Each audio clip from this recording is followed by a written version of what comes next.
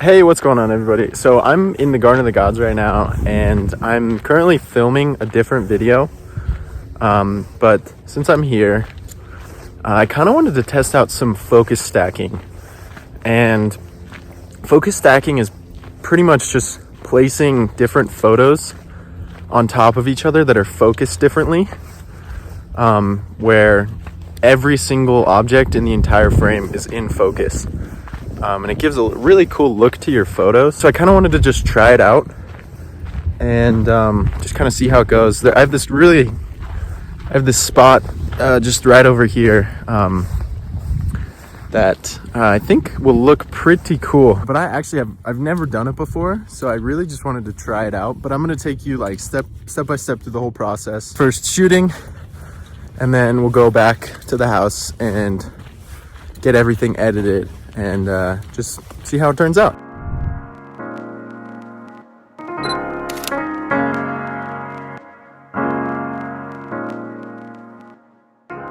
All right, so I think I've got the framing that I want, and pretty much to do this, all you have to do is select a focus point. And one thing that I forgot to mention is you do need a tripod for this. Absolutely 100%, the camera needs to stay in one place the entire time.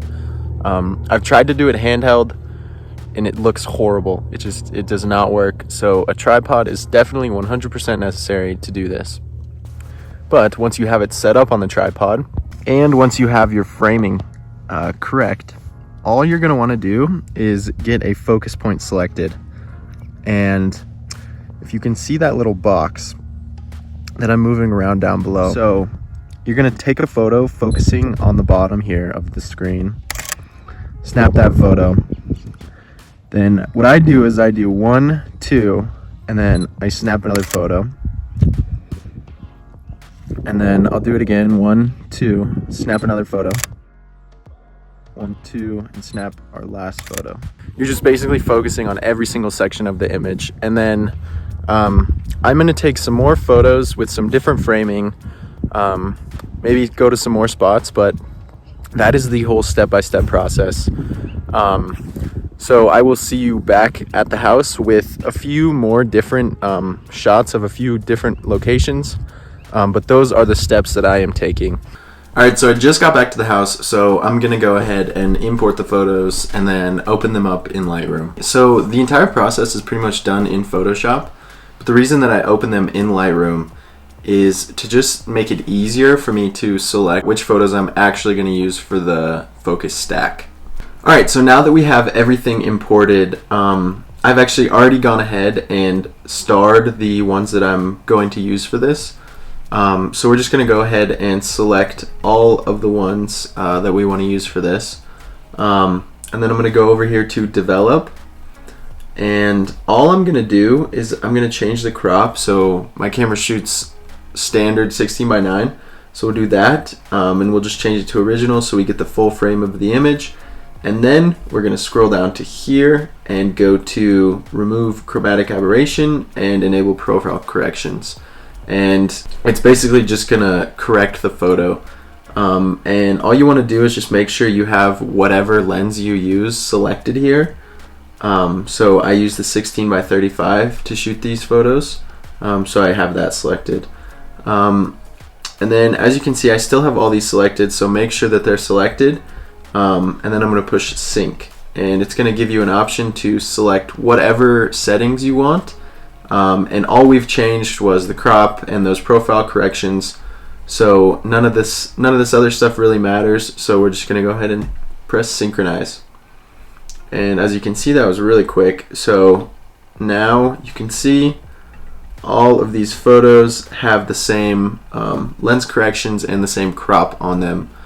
And then the next step is to go up here to Photo, Edit In, and Open as Layers in Photoshop.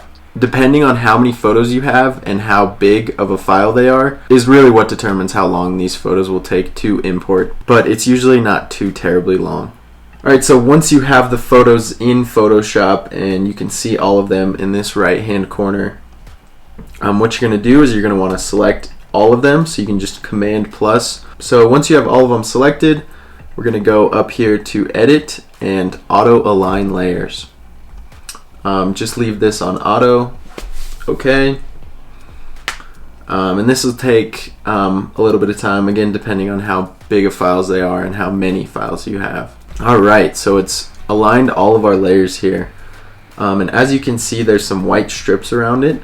But I'm going to go ahead and fix that once we get back into Lightroom in the next step. Now, we're going to go back up to Edit, make sure all of these are still selected, and go to Auto Blend Layers. And then we're going to go to Stack Images and make sure these two boxes are checked as well. And this usually doesn't take as long as the last step, but again, it just depends on what files you're working with. Alright, so it just finished merging, and now you should be able to see that every step of the way is in focus. And sometimes some weird stuff happens. So for example, like there were these people walking, and as I was taking photos, you know, they were getting further away, so they show up a couple times in the frame. And there's a super easy way to fix that, which is just content aware fill and then clone stamping them out of it, which doesn't take too terribly long. And then same with this car. So sometimes there are weird things like that, it seems like. So I'm going to go ahead and Photoshop those people out. But before I do that, I'm going to go over here to this right side again, left click or control click, and just go merge visible. And that's just going to put all of them into one layer. Alright, so we've got our one layer, and then I'm just going to go ahead and Photoshop this stuff out real quick. Alright, so I'm going to call that good. And then our next step is just to go up here to File and click Save. And you can see it's saving, and what this is going to do is this is just going to put it directly back into Lightroom. Alright, so now we've got our final photo. Everything is in focus. We can see it's perfectly sharp all the way around, from these rocks up there to down here, and everywhere in between. I'm going to just go ahead and quickly put some final edits on this photo.